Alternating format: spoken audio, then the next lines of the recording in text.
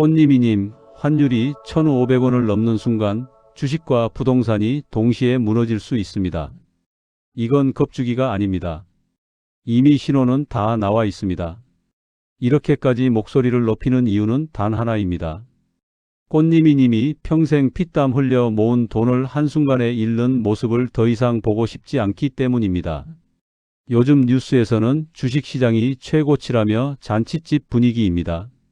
하지만 현장은 전혀 다릅니다. 장바구니 물가는 오르고 가게들은 손님이 없어 문을 닫고 있습니다. 겉은 화려한데 속은 이미 금이 간 상태입니다.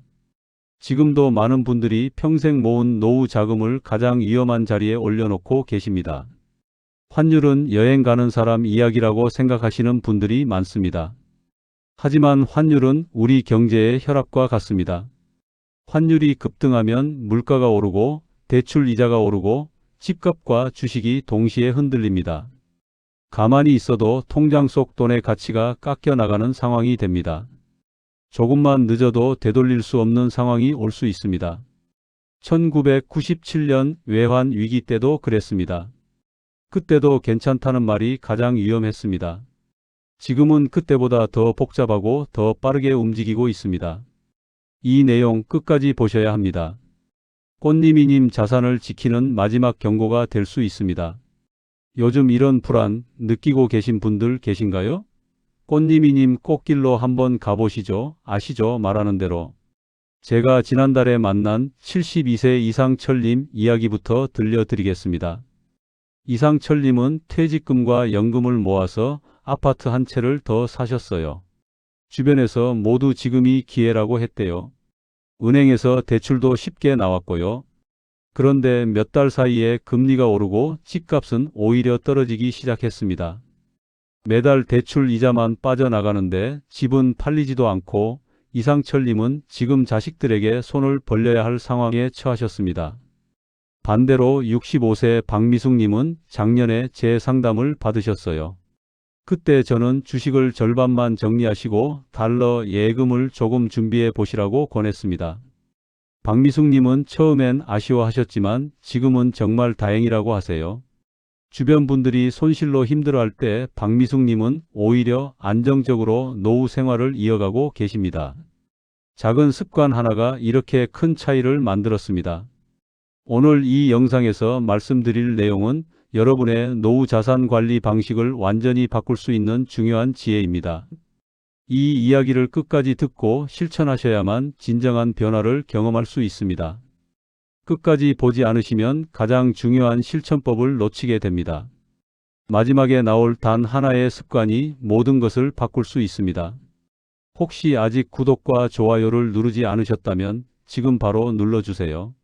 이 채널은 여러분의 건강한 노년과 안전한 노후를 응원합니다. 이런 중요한 정보를 더 많은 분들이 알 수 있도록 구독과 좋아요로 응원해 주세요. 왜 지금 환율이 위험한지, 왜 주식과 부동산이 동시에 흔들릴 수 있는지, 그리고 꽃님이님이 당장 무엇을 해야 하는지 지금부터 하나씩 짚어보겠습니다. 여러분의 작은 결정 하나가 노후 전체를 바꿀 수 있습니다. 그래서 이제는 환율 1,500원이라는 숫자가 왜 단순한 환율 문제가 아니라 꽃님이님의 노후 자산, 집값, 연금, 생활비까지 직격탄이 될 수 있는지 하나씩 살펴보겠습니다. 환율이 오르면 가장 먼저 물가가 오릅니다.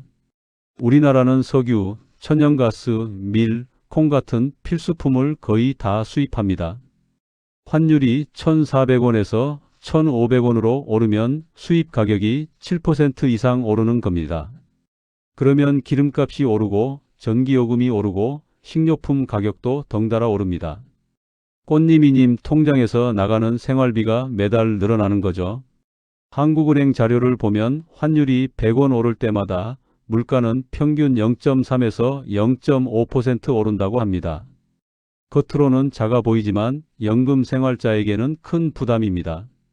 제가 만난 69세 최동욱님은 매달 연금 200만 원으로 생활하셨어요.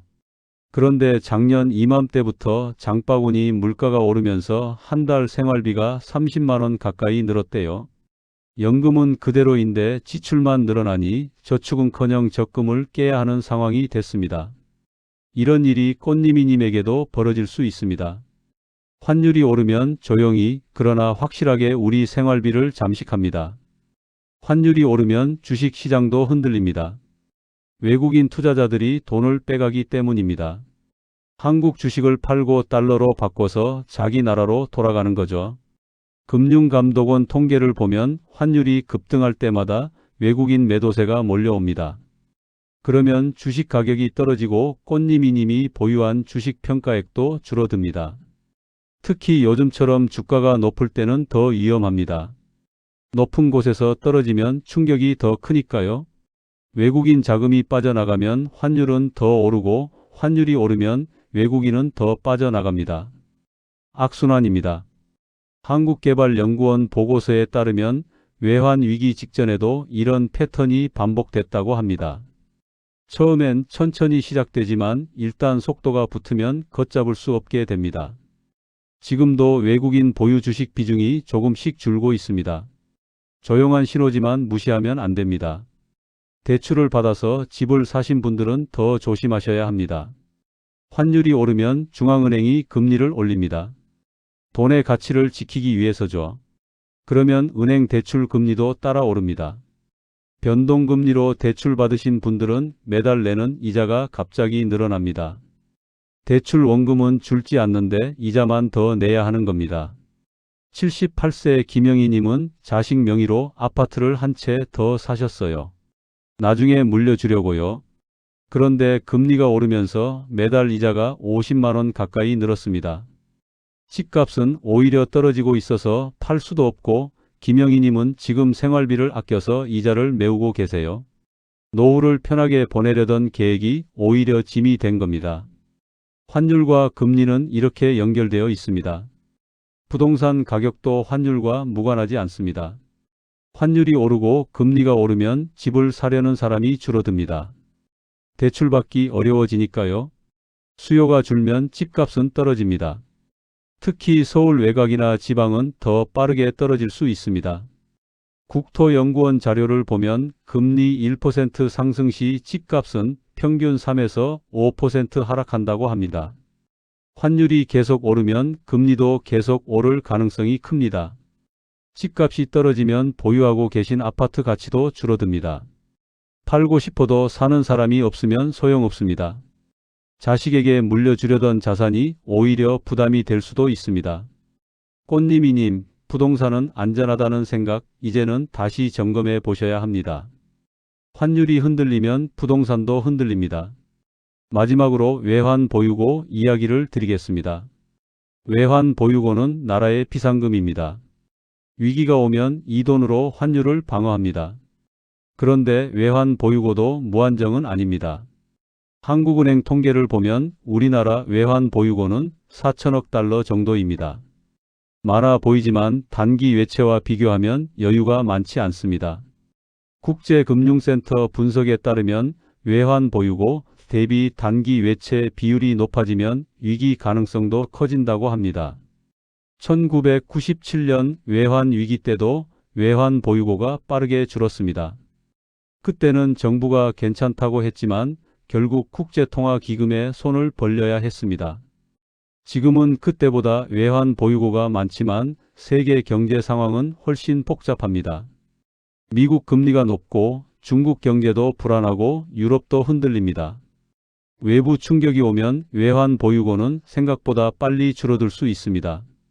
외환 보유고가 줄면 정부가 환율을 방어할 힘이 약해집니다. 그러면 환율은 더 빠르게 오르고 경제는 더 흔들립니다.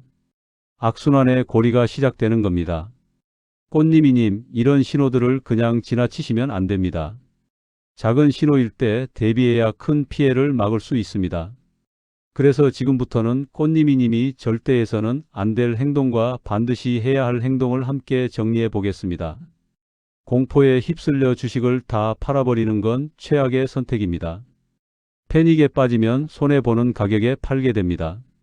주식은 오르내리기 마련입니다. 중요한 건 원칙을 가지고 움직이는 겁니다. 저는 꽃님이님들께 주식 비중을 절반 정도로 줄이라고 권합니다. 전부 팔 필요는 없습니다. 하지만 지금처럼 불확실할 때는 현금 비중을 높이는 게 안전합니다. 주식을 정리할 때도 순서가 있습니다. 먼저 빚을 내서 산 주식부터 정리하세요. 대출 이자가 계속 나가는데 주가마저 떨어지면 이중 손실입니다. 그 다음은 단기 수익을 노리고 산 종목들을 정리하세요. 장기 투자 목적으로 보유한 우량주는 급하게 팔 필요 없습니다. 다만 비중을 줄이는 겁니다. 현금을 확보했다고 해서 다시 투자에 뛰어들면 안 됩니다. 지금이 바닥이라는 말은 항상 있습니다. 하지만 아무도 진짜 바닥이 어딘지 모릅니다. 조급함은 노후 자산의 적입니다. 현금을 들고 있으면 불안하실 수 있지만 위기 때는 현금이 가장 강력한 무기입니다. 기회는 준비된 사람에게만 옵니다. 대출 점검은 필수입니다. 특히 변동금리 대출을 받으신 분들은 금리가 앞으로 얼마나 오를지 계산해 보셔야 합니다. 은행에 가서 상담받으시고 가능하면 고정금리로 전환하는 것도 방법입니다. 금리가 더 오르면 이자 부담이 감당하기 어려울 수 있습니다. 대출 상환 여력이 되신다면 조금씩이라도 갚아 나가세요. 원금을 줄이면 이자 부담도 줄어듭니다. 적금을 깨서라도 대출을 줄이는 게 장기적으로 이득입니다. 적금 이자보다 대출 이자가 훨씬 높으니까요. 대출은 적을수록 위기에 강합니다. 달러 자산은 보험입니다. 환율이 오르면 달러 가치는 올라갑니다. 원화 자산만 가지고 있으면 환율 상승 때 손해를 보지만 달러 자산이 있으면 일부 손실을 상쇄할 수 있습니다.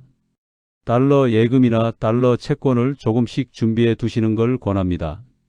전 재산을 달러로 바꾸라는 게 아닙니다. 자산의 10에서 20% 정도만 달러로 나눠 놓으시면 됩니다. 달러 예금은 은행에서 쉽게 만들 수 있습니다. 환율이 낮을 때 조금씩 사 모으시면 됩니다. 한꺼번에 큰 돈을 환전할 필요는 없습니다. 매달 조금씩 나눠서 사는 게 리스크를 줄이는 방법입니다. 달러는 세계에서 가장 안전한 통화입니다. 위기 때 사람들은 달러로 몰립니다. 금도 대안이 될 수 있습니다. 금은 오래전부터 가치 저장 수단이었습니다. 경제가 불안할 때 금 가격은 오르는 경향이 있습니다. 금 통장이나 금 펀드를 소액으로 준비하시는 것도 방법입니다. 다만 금은 변동성이 있으니 전 재산을 넣으시면 안 됩니다. 자산의 5에서 10% 정도가 적당합니다. 생활비 예산을 다시 짜보세요. 환율이 오르면 물가도 오릅니다. 지출을 줄이지 않으면 저축을 깨먹게 됩니다. 꼭 필요한 지출과 줄일 수 있는 지출을 구분하세요. 외식 횟수를 줄이고 충동 구매를 자제하고 구독 서비스도 정리해 보세요. 작은 전략이 모이면 큰 돈이 됩니다. 자식에게 무리하게 지원하는 것도 위험합니다. 자식 결혼 자금, 손주 교육비 이런 걸 대느라 노후 자금을 다 쓰시면 안 됩니다. 꽃님이님 노후가 우선입니다. 자식은 스스로 살아갈 능력이 있지만 꽃님이님은 이제 더 벌 수 없습니다. 냉정하게 들릴 수 있지만 자식에게 짐이 되지 않으려면 꽃님이님 자산부터 지켜야 합니다. 부동산 추가 매수는 절대 피하세요. 지금이 기회라는 말에 속아서 무리하게 집을 사시면 안 됩니다. 금리가 오르고 집값이 떨어지면 대출 이자는 늘어나는데 집값은 빠지는 최악의 상황이 올 수 있습니다. 지금은 사는 게 아니라 지키는 시기입니다. 보유하신 부동산도 점검하세요. 팔 수 있으면 지금 파는 게 나을 수도 있습니다. 특히 대출이 많이 낀 부동산이나 수익이 나지 않는 부동산은 부담만 됩니다. 부동산은 유동성이 떨어집니다. 급할 때 팔려고 해도 팔리지 않습니다. 미리 정리하는 게 현명합니다. 연금 수령 계획도 다시 보세요. 연금을 일찍 받을지 늦게 받을지에 따라 총액이 달라집니다. 국민연금공단에 가서 상담받아 보세요. 본인 상황에 맞는 최적의 수령 시기를 찾으시면 됩니다. 연금은 평생 받는 소득이니 신중하게 결정하셔야 합니다. 건강관리는 최고의 자산 방어입니다. 아프면 치료비가 나갑니다. 건강을 잃으면 돈으로도 되돌릴 수 없습니다. 규칙적인 운동, 건강한 식사, 정기검진 이런 것들이 장기적으로 가장 큰 재산을 지켜줍니다. 건강하면 의료비를 아낄 수 있고 오래 일할 수도 있습니다. 정보에 휩쓸리지 마세요. 요즘은 유튜브, 뉴스, 지인들 통해 온갖 정보가 쏟아집니다. 이 종목 사라, 저 부동산 좋다, 이런 말들이 많습니다. 하지만 남의 말만 믿고 움직이시면 안 됩니다. 본인 상황을 가장 잘 아는 건 본인입니다. 원칙을 세우고 그 원칙대로 움직이세요. 그래서 지금까지 말씀드린 내용을 어떻게 실천해야 할지, 그리고 앞으로 어떤 마음가짐으로 이 시기를 버텨나가야 할지 마지막으로 정리해 드리겠습니다. 꽃님이님, 오늘 긴 이야기 끝까지 들어주셔서 감사합니다. 지금까지 환율 1,500원이 왜 위험한지, 그리고 꽃님이님의 노후 자산을 어떻게 지켜야 하는지 함께 살펴봤습니다. 핵심만 다시 정리해 드리겠습니다. 환율은 단순히 여행 갈 때만 보는 숫자가 아닙니다. 환율이 오르면 물가가 오르고 금리가 오르고 주식과 부동산이 흔들립니다. 꽃님이님 통장 속 돈의 가치가 조용히 줄어드는 겁니다. 겉으로는 화려해 보이는 주식 시장도 속을 들여다보면 외국인 자금이 빠져나가고 있습니다. 지금은 방심할 때가 아닙니다. 잘못 관리하면 어떻게 될까요? 빚을 내서 집을 샀는데 금리가 오르면 이자 부담이 감당하기 어렵습니다. 집값은 떨어지는데 대출은 그대로니 팔 수도 없습니다. 주식을 높은 가격에 샀는데 폭락하면 노후 자금이 반토막 날 수 있습니다. 패닉에 빠져 투매하면 손실은 더 커집니다. 이렇게 되면 자식에게 손을 벌려야 하고 노후는 불안과 후회로 가득 차게 됩니다. 반대로 제대로 관리하면 어떻게 될까요? 주식 비중을 줄이고 현금을 확보하면 위기 때도 마음이 편합니다. 대출을 점검하고 줄여나가면 금리가 올라도 부담이 적습니다. 달러나 금 같은 안전 자산을 조금씩 준비하면 환율 상승 때 손실을 상쇄할 수 있습니다. 생활비를 절약하고 건강을 챙기면 장기적으로 훨씬 안정적인 노후를 보낼 수 있습니다. 무엇보다 원칙을 가지고 움직이면 남의 말에 휩쓸리지 않습니다. 오늘 당장 실천할 수 있는 단 하나를 말씀드리겠습니다. 오늘 저녁 통장을 한번 열어보세요. 주식이 얼마인지, 대출이 얼마인지, 현금이 얼마인지 확인해 보세요. 그리고 종이에 적어보세요. 숫자로 보면 상황이 명확해집니다. 그 다음 주식 비중이 너무 높으면 조금씩 정리 계획을 세우시고 대출이 부담되면 상환 계획을 짜보세요.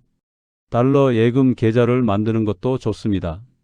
한 번에 다 바꿀 필요는 없습니다. 오늘 하나, 내일 하나 이렇게 천천히 움직이시면 됩니다. 이 영상이 도움이 되셨다면 구독과 좋아요 부탁드립니다. 그리고 꽃님이님, 지금 이 상황을 어떻게 느끼고 계신가요? 불안하신가요? 아니면 이미 준비하고 계신가요? 댓글로 솔직한 생각 남겨주세요. 여러분의 이야기가 다른 분들에게도 큰 도움이 됩니다. 함께 지혜를 나누면 우리 모두 더 안전한 노후를 맞이할 수 있습니다. 꽃님이님, 끝까지 함께 해주셔서 감사합니다. 우리 꽃길 걸어봐요.